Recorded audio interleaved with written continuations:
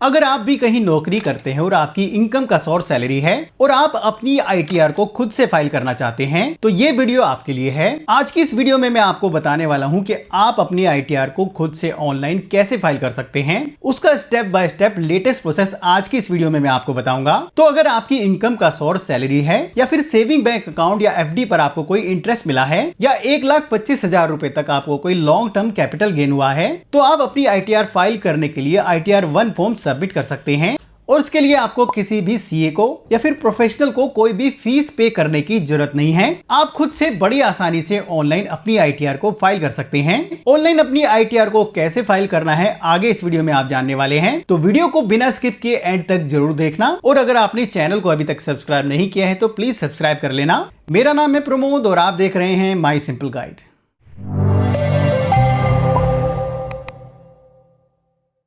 तो सबसे पहले आपको इनकम टैक्स के पोर्टल को ओपन करना है। पोर्टल का डायरेक्ट लिंक आपको नीचे वीडियो के डिस्क्रिप्शन में मिल जाएगा, जहां से आप क्लिक करके डायरेक्ट पोर्टल पर पहुंच सकते हैं। जैसे आप पोर्टल को ओपन करते हैं कुछ इस तरह का इंटरफेस आपके सामने होगा। यहाँ पर राइट हैंड साइड में आप देखेंगे आपको दो ऑप्शन दिखाई देंगे, लॉगिन और रजिस्टर। तो अगर आप पहली बार पोर्टल पर अपनी आईटीआर फाइल कर रहे हैं तो आपको पहले पोर्टल पर रजिस्टर करना होगा। रजिस्टर करने के लिए सिंपली आपको रजिस्टर ऑप्शन पर क्लिक करना है। तो यहाँ पर अपने पैन नंबर और ओटीपी वेरिफिकेशन की सहायता से पोर्टल पर आपको रजिस्टर कर लेना है। और अगर आप पहले से ही पोर्टल पर रजिस्टर हैं तो यहाँ पर सिंपली आपको लॉगिन ऑप्शन पर क्लिक करना है। क्लिक करते ही अगली स्क्रीन पर आप देखेंगे आपको लॉगिन बॉक्स दिखाई देगा। तो सबसे पहले यहाँ पर लॉगिन आईडी में अपने पैन नंबर को आपको भरना है और उसके बाद नीचे कंटिन्यू ऑप्शन पर क्लिक करना है।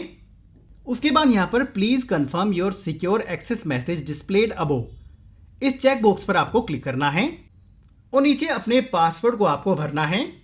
पासवर्ड भरने के बाद नीचे कंटिन्यू ऑप्शन पर क्लिक करना है। जैसे आप क्लिक करेंगे आप देखेंगे आपका इनकम टैक्स पोर्टल पर लॉगिन कंप्लीट हो जाएगा और कुछ इस तरह का इंटरफेस आपको दिखाई देगा। लेफ्ट हैंड साइड में आपकी प्रोफाइल डिटेल्स आपको दिखेंगी और यहाँ पर राइट हैंड साइड में आप देखेंगे file your return for the year ended on 31 March 2026 for assessment year 2026 and 27। तो आईटीआर फाइल करने के लिए आपको सिंपली यहाँ पर फाइल नाउ ऑप्शन पर क्लिक करना है। उसके बाद अगले पेज पर आपको असेसमेंट ईयर को चुनना है। असेसमेंट ईयर में यहाँ पर 2026-27 को आपको चुनना है, क्योंकि फाइनेंशियल ईयर 2025-26 की आईटीआर हम फाइल कर रहे हैं। तो फाइनेंशियल ईयर 2025-26 के लिए जो असेसमेंट ईयर होता है वो 2026-27 होता है। उसके बाद मोड ऑफ फाइलिंग में आपको नीचे ऑनलाइन को सेलेक्ट करना है और उसके बाद नीचे कंटिन्यू ऑप्शन पर क्लिक करना है।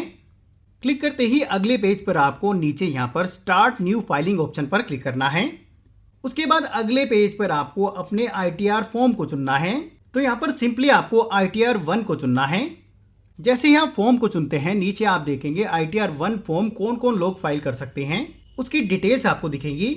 जैसे कि यहाँ पर साफ साफ लिखा है कोई भी रेजिडेंट इंडिविजुअल्स जिसकी इनकम 50 लाख रुपए तक है और इनकम का source salary, 2 house properties, other sources जैसे कि इंटरेस्ट और 1,25,000 रुपए तक लॉन्ग टर्म कैपिटल गेन अगर हुआ है और 5,000 रुपए तक की अगर कोई एग्रीकल्चर इनकम है तो आप आईटीआर 1 को फाइल कर सकते हैं।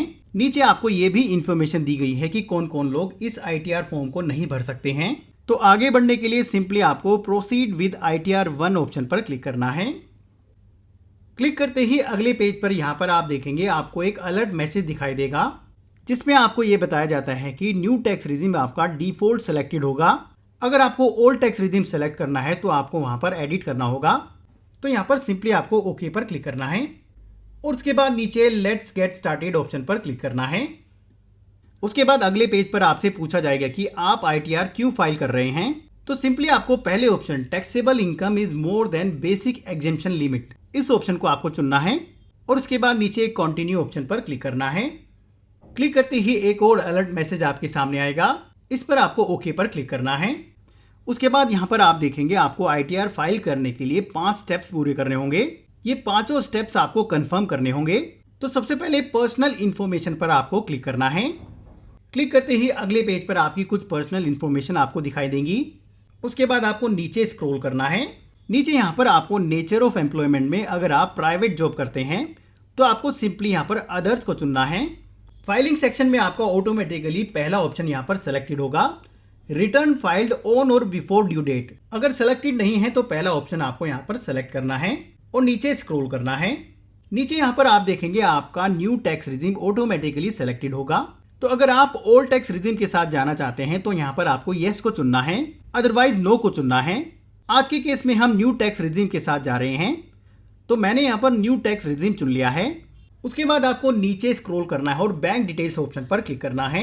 बैंक डिटेल्स में यहाँ पर आप देखेंगे आपको अपने उस बैंक अकाउंट नंबर को चुनना है जिसमें आप रिफंड पाना चाहते हैं। अगर आपको कोई रिफंड बनेगा तो उसी अकाउंट में ट्रांसफर किया जाएगा। यहाँ पर अगर आपकी कोई भी बैंक डिटेल्स ऐड नहीं है तो नीचे सिंपली ऐड अनदर पर क्लिक करके आप अपनी बैंक डिटेल्स को यहाँ पर ऐड कर सकते हैं। और अगर ऑलरेडी आपकी बैंक डिटेल्स यहाँ पर अवेलेबल हैं तो सिंपली आपको रिफंड के लिए उसे चुन लेना है और उसके बाद नीचे कंफर्म ऑप्शन पर क्लिक करना है। क्लिक करते ही यहाँ पर आप देखेंगे पहला स्टेप यहाँ पर आपका कंफर्म हो जाएगा। उसके बाद आपको अगले स्टेप ग्रॉस टोटल इनकम पर क्लिक करना है। क्लिक करते ही अगले पेज पर यहाँ पर सबसे ऊपर आप देखेंगे इनकम फ्रॉम सैलरी। यहाँ पर आपकी डिटेल्स आपके फॉर्म 16 से ऑटोमेटिकली ले ली जाएंगी। और अगर आपकी सैलरी की डिटेल्स यहाँ पर ऑटोमेटिक नहीं आती है तो यहाँ पर फिलअप करने के लिए आपको सिंपली एडिट ऑप्शन पर क्लिक करना है और अपने पूरे फाइनेंशियल ईयर की टोटल सैलरी को आपको यहाँ पर सैलरी एज पर सेक्शन 17(1) में भरना है। जैसे कि एग्जांपल के लिए मैंने यहाँ पर 10 लाख भरा है। उसके बाद आपको नीचे स्क्रॉल करना है। नीचे यहाँ पर एग्जेम्प्ट अलाउंस में अगर आपका कोई एग्जेम्प्ट अलाउंस है तो उसे आपको चुन लेना है और उसकी अमाउंट यहाँ पर आपको भर देनी है। और अगर आपका कोई भी एग्जेम्प्ट अलाउंस नहीं है तो इसे आपको सिंपली डिलीट कर देना है। उसके बाद नीचे आप देखेंगे सैलरी के केस में डिडक्शन अंडर सेक्शन 16 में आपको 75,000 रुपए तक की डिडक्शन मिलती हैं। तो ये 75,000 रुपए आपके यहाँ पर टोटल नेट सैलरी से डिडक्ट हो जाएंगे। जैसे कि यहाँ पर मेरी टैक्सेबल इनकम 75,000 रुपए घटाकर 9,25,000 रुपए दिख रही है। डिटेल्स भरने के बाद आपको नीचे सेव ऑप्शन पर क्लिक करना है। उसके बाद आप नीचे स्क्रॉल करेंगे तो यहाँ पर इनकम फ्रॉम हाउस प्रॉपर्टी अगर आपकी कोई रेंटल इनकम है तो उसे आपको यहाँ पर फिलअप करना है। मेरे केस में ये नील है तो मैं इसे ब्लैंक छोड़ देता हूं। उसके बाद नीचे इनकम फ्रॉम अदर सोर्सेज यहाँ पर अगर आपकी कोई सेविंग बैंक अकाउंट या फिर एफडी से कोई इंटरेस्ट मिला है तो उसकी डिटेल्स यहाँ पर आपको ऐड करनी है। ये डिटेल्स भी आपकी ऑटो पॉपुलेटेड हो जाती हैं। और अगर यहाँ पर ऑटोमेटिकली आपकी डिटेल्स नहीं आती हैं तो सिंपली आपको यहाँ पर ऐड अनदर पर क्लिक करना है और अपनी इंटरेस्ट की डिटेल्स को यहाँ पर आपको ऐड कर देना है। उसके बाद नीचे आप स्क्रॉल करेंगे एग्जेम्प्ट इनकम में अगर आपकी 5,000 रुपए तक की कोई एग्रीकल्चर इनकम है तो उसकी डिटेल्स भी यहाँ पर आप रिपोर्ट कर सकते हो। उसके बाद लास्ट में long term capital gain under section 112A इसमें आपको अगर 1,25,000 रुपए तक कोई लॉन्ग टर्म कैपिटल गेन हुआ है यानी कि आपने शेयर मार्केट म्यूचुअल फंड इसमें कोई इन्वेस्ट किया है और 1 साल से अधिक समय हो चुका है और आपने उसे सेल किया है और उसमें आपको कोई प्रॉफिट हुआ है तो उसकी डिटेल्स आप यहाँ पर फिलअप कर सकते हो। तो यहाँ पर सबसे पहले टोटल सेल कंसिडरेशन यानी कि आपकी टोटल सेल वैल्यू कितनी थी उसकी अमाउंट यहाँ पर भरनी है। एग्जाम्पल के लिए यहाँ पर मैं 60,000 भर देता हूँ। उसके बाद टोटल कॉस्ट ऑफ एक्विजिशन यानी कि कितने में आपने खरीदा है उसकी अमाउंट यहाँ पर भरनी है। एग्जाम्पल के लिए 48,000 में हमने खरीदा है। जैसे ही आप यहाँ पर अमाउंट भरेंगे नीचे आप देखेंगे लॉन्ग टर्म कैपिटल गेन में 12,000 रुपए मेरा यहाँ पर प्रॉफिट दिख रहा है यानी कि लॉन्ग टर्म कैपिटल गेन आपका यहाँ पर ऑटोमेटिकली कैलकुलेट हो जाएगा। डिटेल्स भरने के बाद आपको नीचे कंफर्म ऑप्शन पर क्लिक करना है।